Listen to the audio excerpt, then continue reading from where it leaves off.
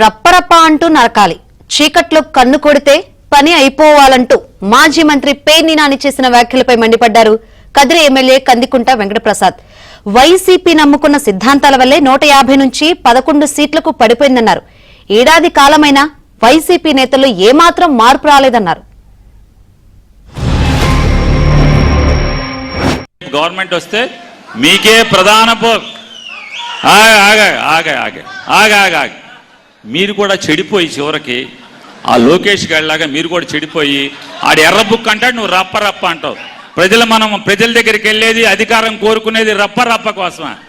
అరే చీకట్లా కన్ను కొడితే అయిపోవాలరా, నోరు తెరిచి రప్ప ఎన్నిసార్లు అంటావు? సిగ్గు శరం ఉండాలి మనకి, ఎన్నిసార్లు అంటారు? అది ఇక అదే పని.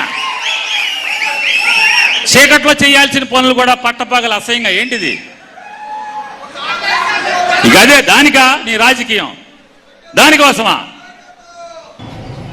రప్పా చేసేసేయండి, చీకట్లో కన్ను కొడితేనే జరిగిపోవాలి. మాట్లాడేది ఎన్నిసార్లు చెప్తారు? రాయబ్బా, మీరు నమ్ముకోండి సిద్ధాంతం ఇది.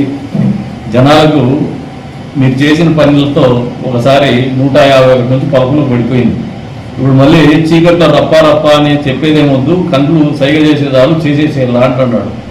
సంవత్సర కాలం అయిపోయినా కూడా రప్ప అని రోడ్లేం పడతావు. ఒకసారి తలకాయలు నొక్కుతావు, రెండోసారి మామిడికాయలు నొక్కుతావు.